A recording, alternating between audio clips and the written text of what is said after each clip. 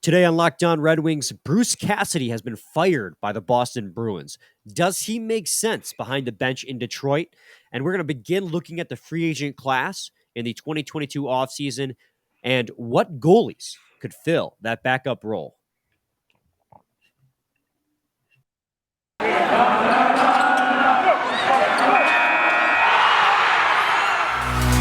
You're Locked On Red Wings, your daily podcast on the Detroit Red Wings. Part of the Locked On Podcast Network, your team every day.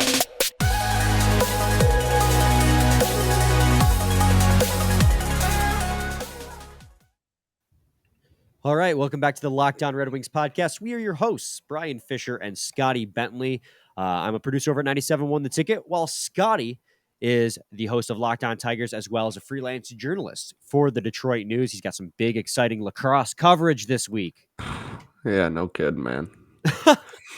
love the excitement there. No, honestly, it is super cool. It's states are this upcoming Saturday, and there's some playoff games leading up to them too. So very, very busy week. And man, I don't know if you can tell, my allergies have kicked my ass, man. I am slow. I'm struggling over here with. You still look handsome.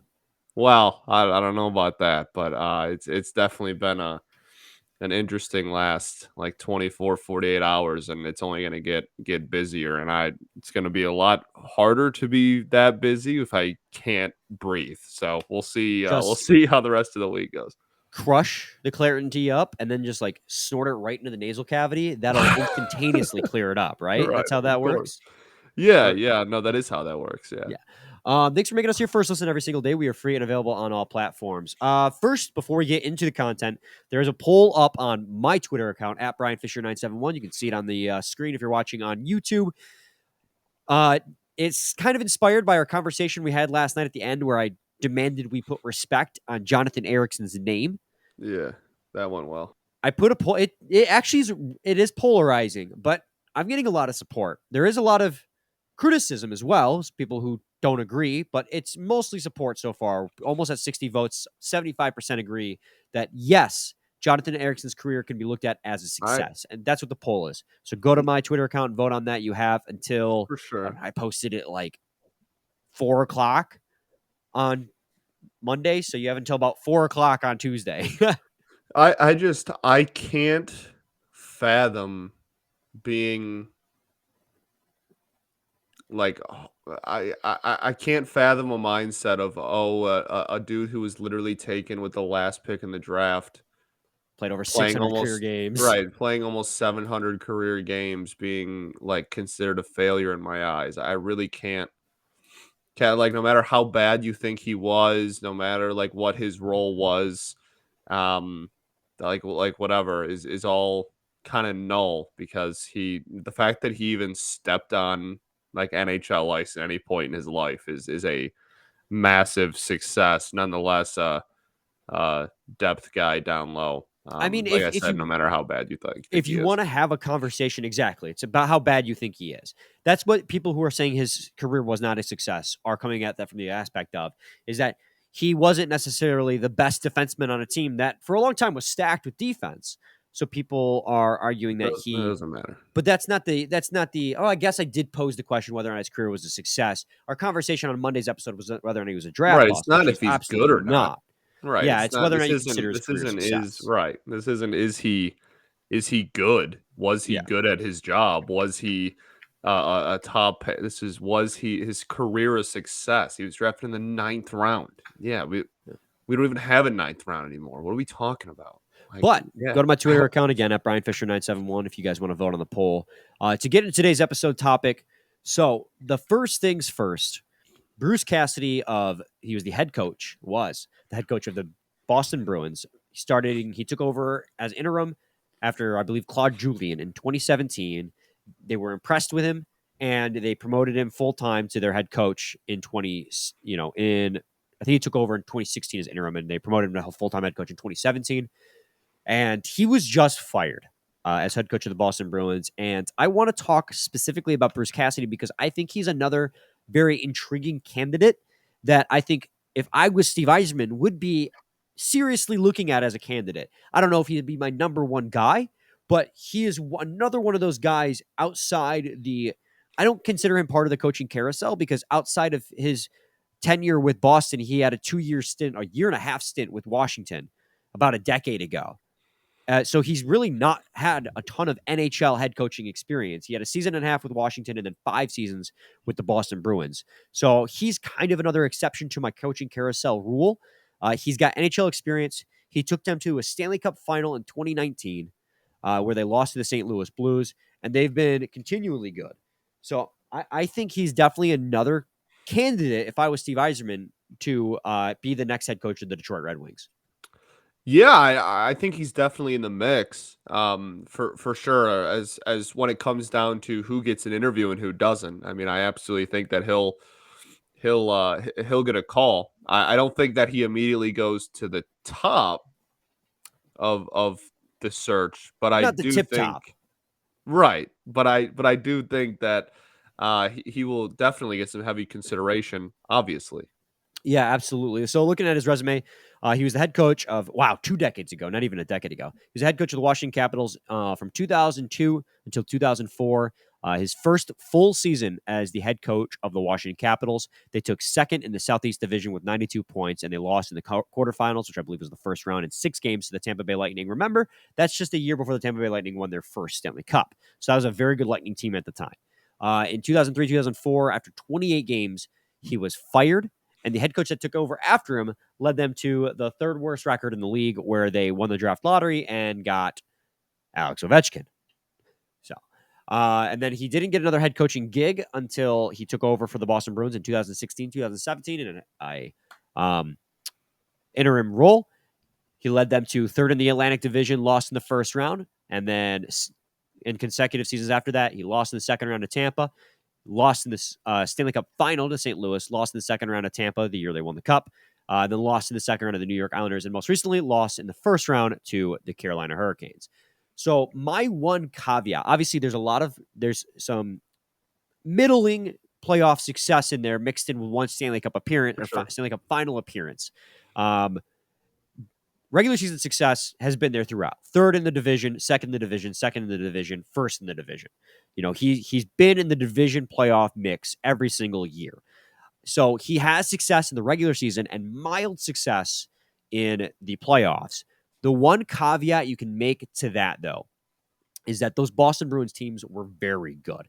Now, the window definitely in the more recent years is beginning to close, but that 2019 team, and I would even argue that 2020 team, when they came first in the Atlantic Division before the COVID shutdown, was absolutely a stacked roster. I mean, they have Marchand, they have Bergeron, amongst many, many more. Tuukka Rask at the time was still playing.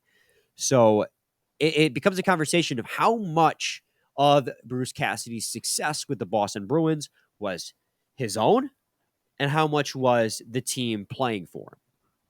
for sure. And I mean, there have been those arguments since the beginning of time. But and I guess in my eyes, if there's a lot of I don't want to just be the person that's like, oh, Do it. Be the like person. no, I don't. If I don't want to be the person that tries to analyze like coaches and players and just defaults to, well, Steve likes him, it'll probably work out. You know what I mean? Like I don't want to be that like this, this early on in the process. I think that's fair to do after a hire or, when we feel like we're close to a hire, but I'm not really sure that that's, what people just want to hear all the time. Like, I feel like anybody could do that. So I'll try to refrain from that. But when it's really hard to turn down someone who's had that much success, you know what I mean? And good roster or not, and success. I mean, just won a lot of games. You know what I mean? Like it's really hard to look and not want someone who has been a part of a winning hockey team, because we haven't had that in a very long time. So, Well, the one thing as well, talking about his playoffs and his mild success in the playoffs, it is worth noting that his winning percentage with Boston in the playoffs is only .493. for And sure, no, that for also sure. includes a Stanley Cup final run. So, obviously you're winning the majority of your games on a Stanley Cup final run because you have to For win sure. 4 games out of every series to get to that point. In his tenure with Boston, he had a .493 winning percentage. He was 36-37. So just one win shy this season. If he would have gotten one more win, he would have been above 500 playoff coach because he would have won that 7-game series against the Carolina Hurricanes, and then would have gone the second round. Of course, if depending on how that would have worked out, it could have been. So he's about 500, but that's just that is the one thing that holds me back from being like, this is the guy, like we are with Barry Trotz, is just because he's had a really good roster and they see regular season success with him that they weren't seeing under Claude Julien, but it's just in the playoffs, despite one Stanley Cup final run, they just couldn't necessarily bring it to that level. No, for sure. And I certainly don't think that it is the, slam dunk kind of a hire that Trotz maybe is. But just again, when you're talking about experience, like this team lacks experience all across the board. Like it lacks experience on the ice. It lacks experience when it comes to players, and it lacks experience when it comes to coaching staff now. Like it's either super long tenure guys in kind of smaller roles that you don't see or hear from very often, or it's dudes that are brand new, or it's just vacant at the moment. So I think when you have the opportunity, again, I don't think he's at the top of the list.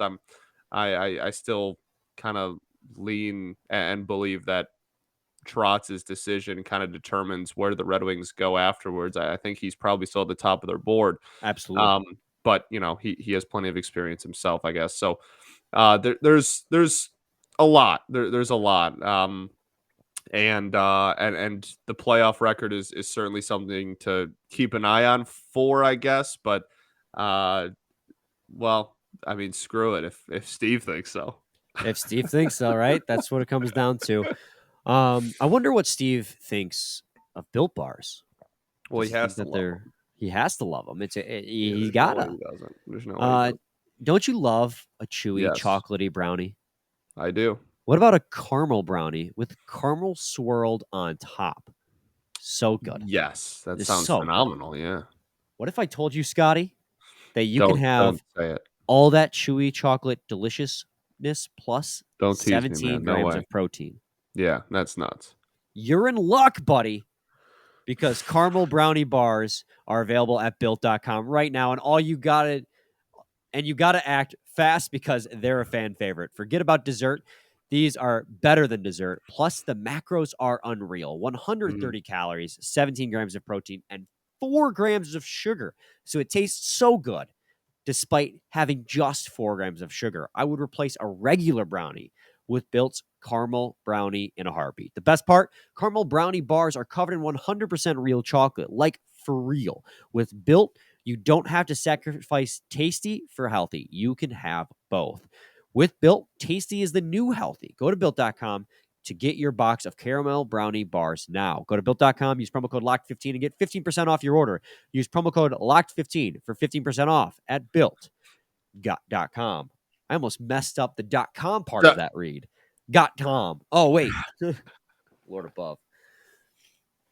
Segment 2, Locked On Red Wings podcast. I had one more point with the Bruce Cassidy thing that I wanted to get to before we move on to our beginnings of the free agency conversation. And it goes back to, like, I feel as if Bruce Cassidy hasn't been truly tested with a roster yet. If you were hypothetically to become the next head coach of the Detroit Red Wings, I feel as if this would be a real litmus test for a guy like him because of the fact, and I've said it before, because of the fact that he has had the Boston Bruins as the team he's been coaching. Sure. And not to say that he didn't take them to another level in the regular season, because I'm not trying to take any regular season success or even postseason success he had away from him. Yep. But that roster is definitely much deeper than what the Detroit Red Wings have. And so for him, if he were to become the next head coach of the Detroit Red Wings, it would definitely be a much tougher. For sure. I mean, I feel like you could say that about pretty much any of the non-first time head coaches, though. Except for Trotz, which is why Well, He's the money. He's money. fair enough. Fair enough. Okay, so we want to begin our free agency conversation. And we want to talk about goaltending first. As if you guys have listened to us, you notice that goaltending kind of is the trend. We usually start with goaltending because it's the best way to just kind of ease into a topic because there's the least amount of positions to fill. And it's I have a kind of a bias towards goaltending too. I just love talking about goalies. Even though I never was a goalie, there's something really intrinsically interesting about that position because it's so far removed from how all the other positions work in the NHL. Agreed. Yeah, no, I love the goalie position. I think it's the catcher within me, honestly. It's a very similar role. Not very similar role, but it's in the fact that it's very It's different in the from the other same roles on the family. field. Yeah, It's not the same role, but it's like a distant cousin you see on like Christmas. it's just because it's so unique compared to the rest of the positions. Right, exactly. So the way I did this was when looking at a backup, because that's what the Red Wings are going to be looking for in this free agency if they do not sign Magnus Hellberg, because he is a UFA. Assuming, in this case, hypothetically, they do not sign Magnus Hellberg, and they are looking for a free agent backup goaltender.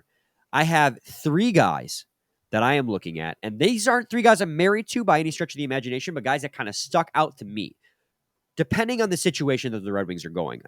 I have a short-term solution, a long-term solution, and a 1A, 1B solution for the Detroit Red Wings. And there are other guys on this list that could very well fit that role. I'm not married to these guys, and I want to hear you guys' opinions on what goalies you would want as your backup.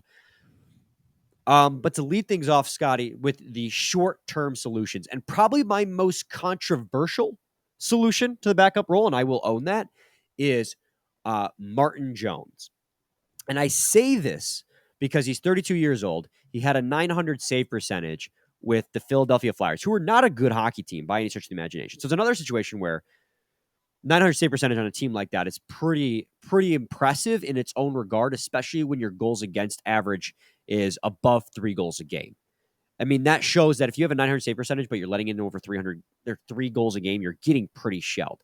But the problem is goals saved above expected was -11. And that's why he's my short-term solution. He's a Band-Aid backup goaltender. You keep him on a cheap contract short-term as you allow Alex Nedeljkovic to take most of the starting role. That's why Martin Jones is the guy I'm naming as the short-term backup solution for the Detroit Red Wings. Not married to it, but he is the guy that stuck out to me. For sure. And I think that given the role that you are trying to fill there, that is a fine fill-in for that. And the interesting thing, like that's what's so fascinating about free agency, and we'll cover, more people as we get closer and closer to the beginning of free agency, is you can there's pick a name out of a hat. There's a lot of different dudes that you can talk about filling that specific like type of role. But Yes. if we're going on just filling that, I don't mind that at all. I also, the interesting thing with this entire discussion is that at the end of the day, we do have the possibility of having 2 goalies at the NHL level at the start of next season. Like that are already on the roster. I mean, like that is not a completely out of the realm of possibility for us. So it's interesting when navigating through the potential plan for this team. That's, that I guess that's something to just like keep an eye on, because like Hellberg is technically still like here for now, Yeah, and he's very much not a free agent until July. Right, and has a possibility of getting a 1-year deal thrown on it or getting extended to some extent. So we'll see. And obviously, Magnus Hellberg being a UFA is an option, because it just, when you look at why did they sign him in the first place if they were going to have him play Right. one game at the end of the season, unless they were worried somebody might be hurt worse than they thought and they might need somebody to fill in. It just didn't make sense unless that was a reason, or the other reason being they wanted to pull him from the KHL and get him in the organization before any other team got him in the offseason. So obviously he's a solution as well. I mean, you could also look at somebody like maybe Yaroslav Halak. He is 37 years old. And the main reason I didn't pick him is because I want to stay away from the older goaltenders. I think that played a lot into the reason why Thomas Greiss didn't see as much success. I think age was a factor. But Yaroslav Halak, amongst goalies who had more than 15 games played, had the 12th best save percentage. And he played 37 games for the Vancouver Canucks and had a goals against average of 294 and a save percentage of 903. So that is pretty impressive if you want a short-term backup solution. Again, it's just the age I worry about with Yaroslav Halak, which is ultimately why for my short-term solution, I went with Martin Jones just because he's younger. For sure. No, and I totally, the logic lines up for sure. I totally understand where you're coming from. For me, it was just an interesting thing to think like, hey, like Hellberg's not completely out of the question yet. No, absolutely not. He's not out of the equation. Scotty, are there any goaltenders that stuck out to you? Yeah, so and like this is by no means a guarantee to even hit a open market necessarily. But one of the interesting ones for me is because of all the stuff that has been happening in Dallas and such. I think an interesting person to look at might be like Holtby. Yeah, that's actually Like a really solid one. had some injury stuff happen this year. Like obviously, that's one of the reasons that Ottinger had such a prevalent second half for the team. But young, upcoming goaltender right there in the wing. I mean, at one point, Holtby was hurt enough where they had more goalies come. You know what I mean? Like more backups come up. Then even down the stretch, like Holtby was a little inconsistent.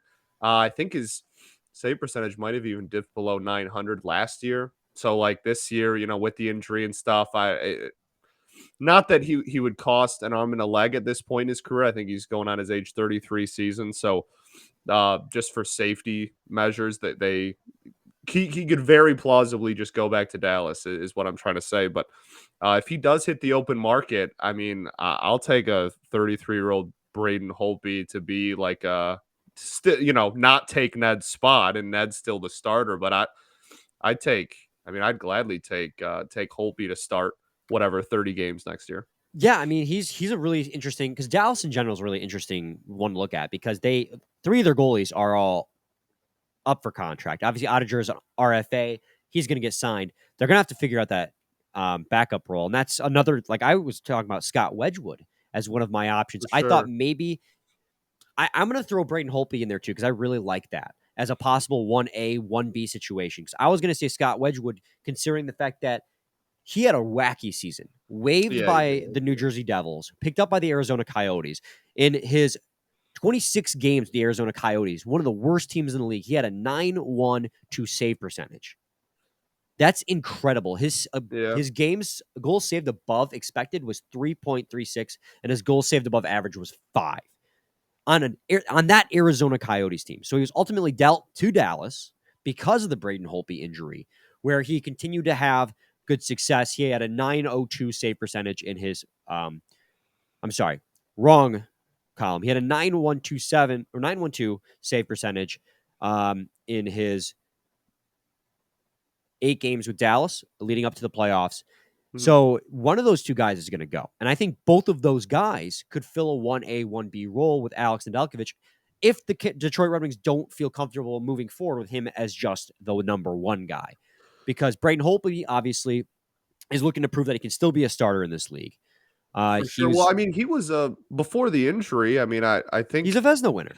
Yeah. Well, I was saying this year. I mean, before he got hurt, this year. I mean, there was well, they had a plethora of goalie injuries, and I think before, him and others on the staff started getting hurt. I mean, he was a candidate to even get moved at the deadline. Like this is absolutely not someone that was certainly a guarantee to even finish the season with the Dallas Stars. So I don't think it's a slam dunk either way. I don't think he's a slam dunk to hit the open market. I also don't think he's a slam dunk to re-sign with them. So if that is somebody that ends up hitting the market and is someone to take a look at. I think that would be I don't think he would cost you too terribly much. Only $2 million this I past think, year. yeah, I was gonna say I think he only made $2 million last year.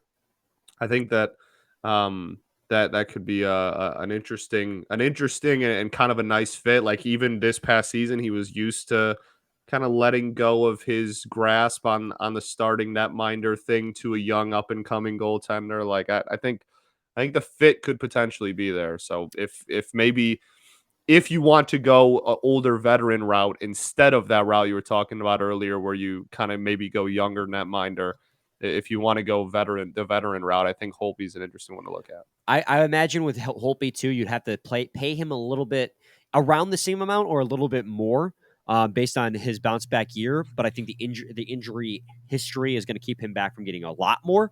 Yeah, I so agree. probably around 2-3 million, which is with how much cap space they have for a solid backup is pretty damn good. I go back to Scott Wedgewood as well. With him being 29 years old, he could be a long-term like 1B, maybe even just considering a backup solution for the Detroit Red Wings. He could be a long-term backup solution as well. He only made $825,000 this past year, so he'll probably get maybe a little bit more money because he only has 3/4 of a good season under his belt. That's really sure. all the experience he has with success. But I could see him being a career good backup. But I really love that Braden Holtby one because he's a guy that definitely could become. It's really tough when you're talking about these goaltenders too, because you're looking at goalies who have had recent success, who might be looking to take the next step in their career to become more of a starting role. And the Red Wings just, I feel like, have their guy for the most part. So you look at guys such as like Darcy Kemper. He's had a fantastic year. He's a UFA. If they decide to stay with Francois in Colorado and he wants to, he's the best goalie on the market this offseason based, solely based on save percentage wise. He had 921 save percentage. I don't think he's going to want to go to a Detroit where he's going to have to serve as the, at the worst, best case scenario, a 1B role. So it's tough with some of these guys. Same with like Capo Kakkonen. He had a 912 save percentage this year in 36 games played. He had a pretty successful season with Minnesota before being dealt with San Jose, and I think San Jose is going to want to hold on to him. So, like, when you look at these goalies who are going to be free agency, you also have to take into account who might not even be there by the time July rolls around. No, exactly. There was one more guy I had on my list that I wanted to talk about. And I do you have any more goalies before I get to this guy? Holtby was my big one. Holtby was your big one. Eric Comrie. Red Wings fans might remember him.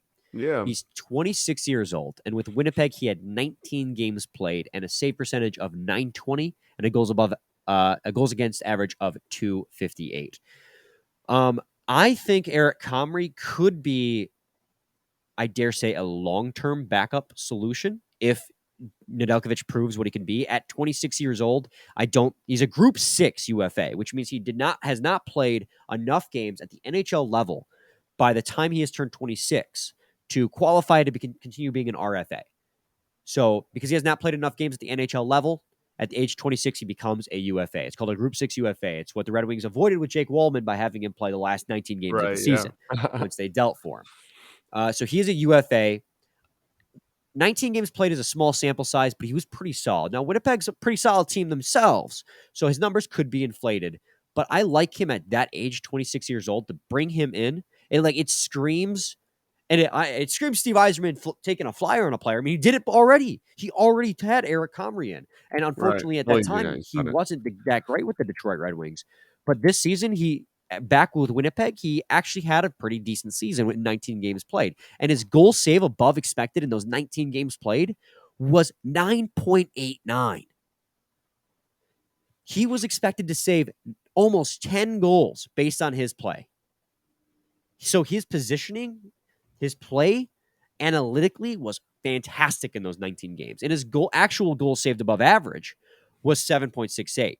So he should have saved more goals than he actually did based on how he played, but he still saved 8 more goals above an average goaltender, replacement level goaltender. I think Eric Comrie at 26 years old could earn like a 3-year contract as a backup goaltender with the Detroit Red Wings. I actually kind of dig that. If you're going to commit to Alex Nedeljkovic being the number 1 guy, to have a guy like Eric Comrie as your number 2 until Sebastian Cosa's ready. Yeah, I don't mind that at all. I really like that move too. I think the two avenues are: do you keep going with like veteran fillers until you think Coase is ready, or do you go with that kind of a route, like a mid-20s longer term option that you can bag in net until Coase is ready? But at the end of the day, no matter what move you're making it uh, until Coase is ready, You pretty much, yeah. It's all about the development of Costa at this which point. Like, is years away. Like it's not yeah, that's not a goalies close take until thing. like So 25 most of the time. yeah, I mean, yeah, at the earliest, you're talking about like 3 years away. So So I mean, there you have it, guys. There's our main guys that we would want to look at as the backup if Magnus Hellberg does not get signed to a backup or a new contract with the Detroit Red Wings. I say, Martin Jones could be in the mix for short term, like 1 year contract, just a band aid in the yeah, back I think end. Holtby would probably only be a 1 year thing as well. I mean, I guess two I year could at see him get 2 most. years. Yeah, Yeah, I guess I could see it too. But with, I I mean, think mid 30s Holtby. with that many injuries, I'm not sure. I'm not sure he's going to get a raise and multiple years. The thing is, I think Holtby is also trying to get back into a starter's role because he's proven that he can be that Right. starter. So I Well, don't think Holtby, for his own benefit, would want to sign a long contract into his mid-30s for if he sure. wants to I become a just starting don't know. goaltender. I don't know. I mean, again, like he certainly proved when he was healthy this year that like he could do that. But then again, like when it like down the stretch, then got hurt again. Like I don't know how many teams are. I think almost every team in the NHL could find a spot on their roster in some role for Braden Holtby. I'm not sure there's too many teams in the NHL that, given his injury history, given how the 2 years before this past year went for him production wise, were I'm not sure how many teams are going to be willing to just like hand over the starting role keys. Yeah. When he had like 20, 30 healthy games this year at good production, like I don't know. That's an interesting one for hand over the keys for an everyday starter, multiple year deal thing. But as far as being a backup to Ned for a year, I'm very game for that. So there He's is also a goalie. That there is one more name that I feel we need to at least throw out there real quick.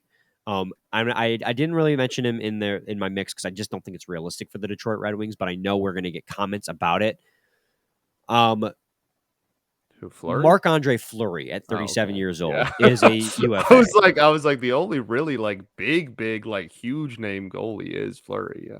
I don't think that Marc-Andre Fleury would want to come to Detroit just solely because he's in the twilight years of his career. However phenomenal he is, he's going to be playing for another Stanley Cup at this point. And at his age, the Detroit Red Wings are not in a position to fill that need for him Yeah, in the next couple I of don't years. I don't think that's.